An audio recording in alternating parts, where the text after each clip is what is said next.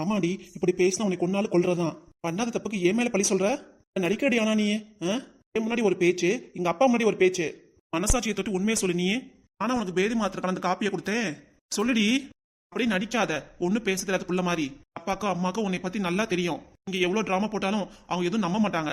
சரி விடுடா, அந்த பிள்ளையே இப்பதான் முடியாம வந்திருக்கு. முடியாம வந்திருக்கு தானே 2 நாளா ஆஸ்பத்திரியில போய் இருந்தேன். பூஷ் மோஷன் போய் உடம்பு முடியாம படுத்து கிடந்தவள வாடிங்க இழுத்துட்டு போனா இப்ப என்ன சொல்லிட்டு இருக்காப்பா? சொல்றத நம்பாதீங்க. பாத்தீங்களா மாமா, உங்க முன்னாடி எப்படி அதட்டி பேசுறாருன்னு. நான் படுத்து செவனே தானே இருக்கேன். என் கூட ஆஸ்பத்திரியில இருந்தாதான் இல்லன்னு சொல்லல. அதுக்காக உன்னை வேலை வைக்கணும் தான் நானே துணியெல்லாம் மடிச்சு வச்சேன். அதுவும் இல்லாம நானே காப்பி போறேன்னு தான் சொன்னேன். அவன் தான் வேணா நானே போய் போறேன்னாரு. ஆமா, இது ஒண்ணு மட்டும் தான் உண்மை வந்திருக்கு. பாருங்க மாமா, என்னாலே முடியல மாமா. நான் எதுக்கு இங்க இருக்கணும்? இங்க இருக்காத, இந்த இடத்த விட்டு கிளம்பு. முத எல்லாம் பாவம் பார்த்து இந்த வீட்டுக்கு வர சேர்த்தையும் பாத்தியா? என்ன சொல்லணும்? ஏய் மாணிக்கம், வார்த்தையை பேசும்போது பார்த்து பேசணும். பாட்டுக்கு வார்த்தையை அள்ளி விடாத. கிட்ட எல்லாம் அப்படிதான் பேசணுங்கிறேன். இப்ப பேசுற பேச்சுக்கலாம் பாருங்க மாமா, இது வராதுமா. எங்க அப்பா கிட்ட கோத்துக்கிட்டு என்னென்ன வேலை பாக்குற நீ? சரி விடு. யார் பக்கம் தப்பு யார் பக்கம் நியாயம் எனக்கு தெரியல. உங்களுக்கு தெரியாம இருக்கலாம்ப்பா, ஆனா கடவுளுக்கு எல்லாம் தெரியும். யார் என்ன தப்பு பண்றா ஏது பண்றான்ட்டு. சேர அளப்பறைக்கலாம் வட்டியோட சேர்ந்து தான் கொடுக்க போறாரு. அதான் இவ திருந்துவா. ஏன்னா இப்படியே தான் இருப்பா. சரி விடு. நான் இங்க வந்ததான் தப்பா போச்சு. போன்லயே விசாரிச்சிருக்கணும். போன்ல விசாரிச்சிருக்கலாம்ல. எதுக்கு நேர்ல பார்க்க வந்தீங்க? சரி விடுடா. உங்க அம்மாவை கேட்டதுக்கு அவ அப்பவே வரலன்னு சொல்லிட்டா. இங்க வரதும் நல்லதுதான். பண்றதெல்லாம் பார்த்தா அம்மாக்கு தான் பிரஷர் ஏறும். ஆமாயா, உங்க அம்மாக்கு தான் பிரஷர் ஏறுது. நான் என்ன பண்ணேன் அவங்கள? ஆமா, உட்காருமா முத. இல்ல மாமா, இவர் எப்படி பேசுறாரு பாருங்க. ஹாஸ்பிட்டல் வந்தது வராதம்மா எப்பெல்லாம் மனசு நோக்கடிக்கிற மாதிரி பண்றாரு. அதுக்கு காரணம் எனக்கு குளுக்கோஸ் ஏத்துனது, மருந்து வாங்கின செலவுல 10,000 ஆச்சு. இவ்வளவு செலவாயிடுச்சுன்னு கோவப்பட்டு தான் இந்த மனுஷன் இப்பெல்லாம் பேசுறாரு என்னைய. இதுவே எங்க அப்பா அம்மா என் கூட நல்லா பேசிட்டு இருந்தாங்கன்னா யார் எதிர்பார்த்துருக்கணும்? நல்லா பாத்துக்குவாங்க. உங்க பையனை எதிர்பார்த்து தானே இப்படி இருக்க வேண்டியதா இருக்கு. நானு அப்பா அம்மா என்ன பேசினாங்கன்னா ஆமா கிளிப்பாங்க. ஒண்ணு இல்லையா? இல்ல உங்க அப்பா அம்மா வேற பேசணுமாக்கம். இங்க பேசாட்டி ரொம்ப சந்தோஷம். ஆமாயா, ஆமா. அப்படியே சொல்லி தான் அவங்களும் என்கிட்ட பேசாத நிலைமை ஆயிடுச்சு. புஷ்பா அல்லாதம்மா, நீ போய் உள்ள ரெஸ்ட் எடுமா. சரி மாமா. வேலைக்கெல்லாம் நல்லா ரெஸ்ட் எடுப்போ. அதான் தூக்கம் நல்லா சுகமா வரும். பாத்தீங்களா எப்படி பேசுறாருன்ட்டு. என்னை பத்தி அவ்வளவு வன்மம். அதனால இப்படி பேசி தீக்குறாரு. எனக்கா உனக்கா? எனக்கா வன்மம் இருக்கு? அக்கா வாமா சுதா. வரேன் மாமா. மாமா நல்லா இருக்கீங்களா? நல்லா இருக்கேம்மா. சரி மாமா. என்ன காச்சு உடம்புக்கு? அம்மா என் வீட்டுக்காருக்கு ஃபோன் பண்ணி சொல்லவும் தான் எனக்கே தெரிஞ்சிச்சு. 2 நாள் ஹாஸ்பிட்டல் இருந்தீங்களாமே. முன்னாடியே சொல்லிருந்தீங்கன்னா நானும் உங்க கூட ஒத்தியாசா இருந்திருப்பேல. அம்மா தான் பாவம் எவ்வளவு தூரம் கவனிச்சிருப்பாரு. ஆமா, அந்த ஆளு கவனிச்சாரு. ஏன்க்கா என்னாச்சுக்கா? என்ன சாப்பிட்டீங்க? என்னத்த சாப்பிடுறது? ஏன்க்கா இப்படி அழுவுறீங்க? அழாதீங்கக்கா. நாங்களா இருக்கோம்லக்கா. எதுக்கு அழுவுறீங்க? எப்படி உடம்பு சரியாயிச்சாக்கா? பரவாயில்லையாப்ப? பரவாயில்ல. மோஷன்லாம் இப்பெல்லாம் ஓகே, நின்றுச்சு. சரிக்கா, டாக்டர் மாத்திரை கொடுத்துருப்பாங்க. கரெக்டா போடுங்க சரிங்களா? இப்ப என்ன சாப்பிட்டீங்க? வந்ததும் கொஞ்சம் காப்பி குடிச்சேன், அவ்வளவுதான். எனக்கு என்னமோ அடுத்து ஆரம்பிச்சிட்டா. சுதா இருக்க வந்து நானே கோவப்படக்கூடாதுன்னு அமைதியா இருக்கேன். இந்த புஷ்பா பண்ற அலப்பறைக்கலாம். சொல்லுக்கா, ஏதோ பேச வந்தீங்க. எனக்கு என்னமோ ஓ ஃபங்க்ஷனுக்கு நல்லா தான் வந்தேன். பட்டு புடவை கட்டி நல்லா நகை நட்டெல்லாம் போட்டு நல்லா வந்திருந்தேன். ஆமாக்கா, அதான் எல்லா கண்ணும் என் மேல பட்டுருச்சு போல இருக்கு. அதான் எனக்கு இப்படி ஆயிடுச்சு. பாத்தீங்களா? நேரம் என்னைய சொல்லிட்டு இருந்தா இப்போ சுதா வரவும். என்ன மாமா? ஒண்ணு இல்லம்மா. அடுத்து உங்க அக்கா ஏதாவது சொல்லுவா, அதை கேளு. இதுக்கு வந்தனாலதான் எனக்கு இப்படி ஆயிடுச்சு. அதுக்கு முன்னாடி வரைக்கும் நான் நல்லா இருந்தேன். இப்படி உருட்டு கட்டையாட்டமா? அப்ப சரியில்லை. அப்பயே நினைச்சேன். சாப்பாடு சாப்பிட்டதுக்கு அப்புறம் ஒரு மாதிரியா இருந்துச்சு. அதான் இப்படி ஆயிடுச்சு போல இருக்கு எனக்கு. அடுத்த விஷயம் சொல்ல வந்துட்டா. கொஞ்சம் அமைதியா இரு. அவங்க 2 பேரும் பேசிக்கிறாங்களே. சாப்பாடு நல்லா தான் இருந்துச்சு. வந்தவங்க எல்லாருமே சாப்பாடு நல்லா இருந்துச்சு, சூப்பரா இருந்துச்சு சொன்னாங்க. நீங்க என்னக்கா இப்படி சொல்றீங்க? எனக்கு அதான் தோணுது. ஒண்ணு கந்திருஷ்டி, இல்லைன்னா சாப்பாடு ஒத்துக்கல. அதெல்லாம் ஒண்ணு இல்லம்மா. அவளுக்கு அவளே வச்ச சூனியம். அதனாலதான் இப்படி ஆயிடுச்சு. விட்டுட்டு ஒவ்வொன்னா உருட்டு கதையா ஊட்டிட்டு இருக்கா. வேற எதுவும் இல்ல. வராதுக்கு முன்னாடி என்னைய காரணம் காட்டிட்டு இருந்தா. நீ வந்துட்டியா? நிச்சயத்துக்கு வந்தனாலதான் இப்படி ஆயிடுச்சு. இப்படி உடம்பு முடியாம போச்சுன்னு உன்னே சொல்லிட்டு இருக்கா. வேற எதுவும் இல்லம்மா. அவளே காப்பி ஆத்துனா. அதுலயும் அவளே பேதி மாத்திரையும் போட்டா. எனக்கு குடுக்கலன்னு நினைச்சா. நான் கொஞ்சம் உஷாராயிட்டேன். அவளே குடிக்க வச்சேன். அதனாலதான் இப்படி ஆயிடுச்சு. இப்படி என்னாலே இல்ல, உன்னாலே இல்லம்மா. நானே சொல்றேன். சுவாதி பாப்பா நிச்சயத்துல சாப்பாடு எல்லாமே ரொம்ப அருமையா இருந்துச்சு. இவ சொல்றதா எதுவும் கேட்காத. உனக்குதான் மண்டை குடைச்சலாயிரும். விஷயத்தை தெரிஞ்சு அக்காக்கு முடியல நீ பாக்க வந்திருக்க. இதை புரிஞ்சுக்காம ஒண்ணுக்கு 2 இவ என்னன்னா உன்னே காரணம் காட்டி சொல்லிட்டு இருக்கா. எல்லாம் நல்லதுக்கே கால இல்ல. இவ்வளவுதான் நம்ம விட்டு கொடுத்து நல்லது செஞ்சு பாத்துக்கிட்டாலும் சில பேரு இப்படிதான் இருக்காங்க. என்ற பொண்டாட்டி புஷ்பாவும் ஒண்ணு. மைண்ட் செட்டை பொறுத்து ஒவ்வொரு நாளைக்கு ஈனி இழிப்பா, ஒரு நாளைக்கு உருன்னு வச்சுக்குவா. மாதிரிதாமா, அது மாதிரிதாமா. ஏன்னா 20 வருஷம் அவ கூடவே இருந்திருக்கேன். எந்த சூழ்நிலையில எப்படி இருப்பா என்ன இருப்பான்ட்டு எனக்கு மட்டும்தான் தெரியும். அதனால அவ சொல்றது எதுவும் நீ காதுல வாங்கிக்காத, மனசுல போட்டு குழப்பிக்காதமா. சரி மாமா. சரி, கதிர் எப்படி இருக்காப்ல? அவர் நல்லா இருக்காரு மாமா. கடையில இருக்காரு. சரிம்மா. உட்காருமா, காப்பி போட்டு தானே குடிச்சிட்டு போ. இல்ல வேண்டாம் மாமா, வீட்டுல அம்மா இருக்காங்க. ஓ அப்படியா? சரிம்மா. வேறனா? ஒண்ணும் இல்ல. உங்க மருமவும் நல்லா ஆயிட்டா. நல்லாதான் இருக்கா. அவளை பாக்குறேங்கிற பேர்ல நீங்க ஏன் வந்து உடம்புக்கு எடுத்துக்கிறீங்க? நீங்க உங்க உடம்ப பாத்துக்கோங்க. போங்க போய் ரெஸ்ட் எடுங்க. சரிப்பா. புஷ்பா ஆ உடம்ப பாத்துக்கோமா. இதுவா இருந்தாலும் சொல்லி அனுப்பு சரியா? வந்து பாக்குறேன். சரி இம்போட்டு நேரம் மாமா மாமான்னு உருகிட்டு இருந்தா இப்ப சரின்னு உரிங்கிறா. மாமா வாங்க, நான் ஆட்டோல தான் வந்தேன். வீட்ல இறக்கி விட்டுறேன் மாமா, வாங்க. சரிம்மா. மாணிக்கம் போயிட்டு வரேன். சரிப்பா. அம்மாப்புல எதோ சொன்னாலும் நீ சண்டை போடாம இரு. இதுவே இப்பதான் முடியாம வந்திருக்கு. அதுகிட்ட மேற்கொண்டு தர்க்கம் பண்ணிட்டு இருக்காத. சரிப்பா. உங்க மருமகம் என்கிட்ட தர்க்கம் பண்ணாம இருந்தா சரி. ஆமா, நீங்க மெதுவா நடந்து போங்க, கீழே ஆட்டோ இருக்கு, நானும் வந்துடுறேன். சரிம்மா. முறைக்கிற முறப்ப பாரு. பண்ற தப்பெல்லாம் பண்ணிக்கிட்டு நல்ல மாதிரி நடிப்பா நடிப்புக்காரி. அக்கா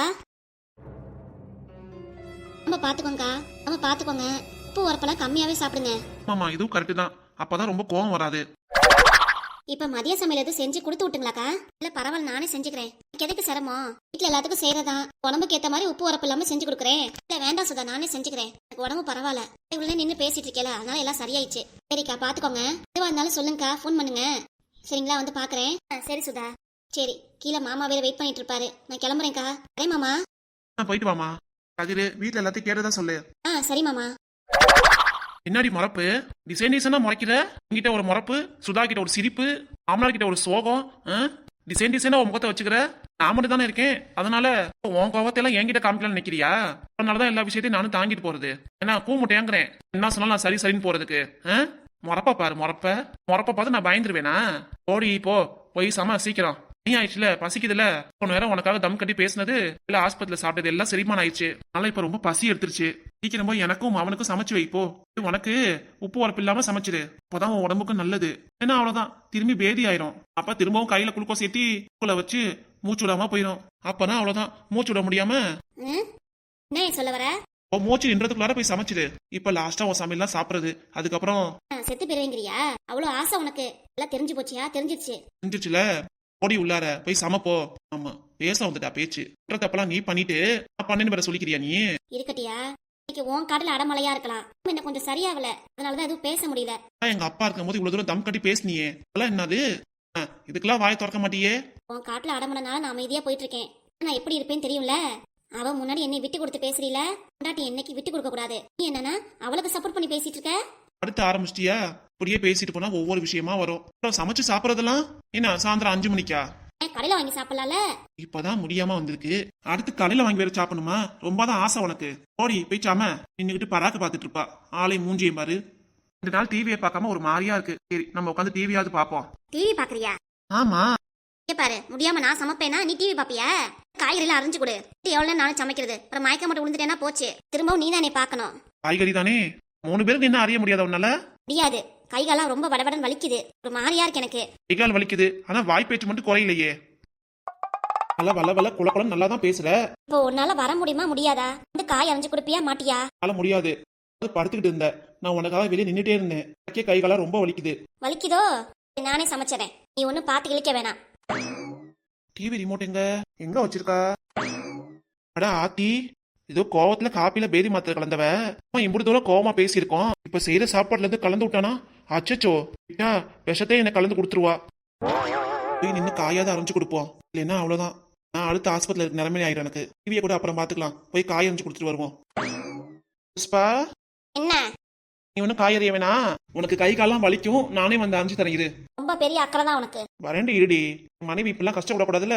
என் மனைவி கஷ்டப்படுறத பார்த்தா என்னால தாங்க முடியாது. வரையிரு. பீலா விட்டு பேசியே என்னை கவுத்துறியா? என்ன ஜென்மமோ தெரியல. என்ன வந்துட்டீங்களா? இங்கே தோட்டத்துக்கு வேலைக்கு போன்னு சொன்ன, வீட்டுல இருக்க. அவங்கள்ட்ட சும்மா சொன்னேன். அங்க தோட்டத்துக்கு வேலைக்கு போனோம். போய் சொல்லிருக்க நீ. ஆமா, வேலையிலன்னு சொன்னா வா நொய்ய இருப்பீங்களே. எனக்கு அங்க வர பிடிக்கல. அதனால அந்த சாக்கு பக்கம் சொல்லி நானும் வரலன்ட்டேன். வாங்க உட்காருங்க. வரேன். நடந்தே வந்துட்டீங்களா? சின்ன மருமக சுதா இப்பதான் ஆட்டோல வந்து விட்டுட்டு போனா.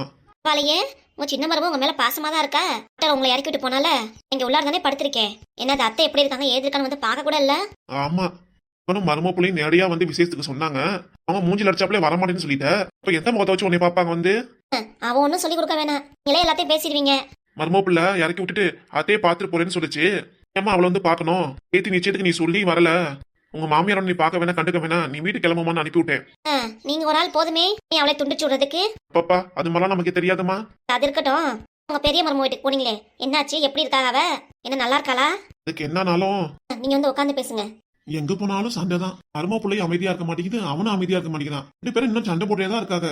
எனக்கு அப்பவே தெரியும் இவ வேணும்னே என் பிள்ளை ஏதாவது வம்புலுப்பா, ஏதாவது சொல்லிருப்பா. என்னாச்சு? காப்பில மாணிக்கம் தான் பேதி மாத்திரை கலந்து கொடுத்துட்டானா. அச்சச்சோ, என் புள்ள அப்படிலாம் பண்ணாதுங்க. பெரிய மருமக பொய் சொல்றது அப்படியே பெரிய வித்தக்காரி சொல்றது நீங்க நம்பிட்டு வந்தீங்களாக்கும். அப்படிதான் சொல்லிட்டு இருந்தா. ஆனா அது இல்ல உண்மை. சொன்னேல, ஆஸ்பத்திரில 2 நாளா மாமன் தான் நல்லா பாத்துக்கிட்டான். அப்படி இருந்தாலும் என் மாவளை தான் குறை சொல்லிட்டு இருக்காவ. என்ன ஆனாலும் அவ திருந்தவே மாட்டா.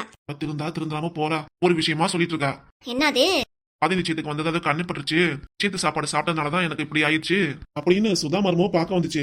தெரிஞ்சு என்னாச்சுக்கா ஏதாச்சுன்னு பார்க்க வந்தத இப்படி சொல்லி வச்சிருக்கு. அடியாத்தி, அவன் முன்னாடியே சொன்னலா?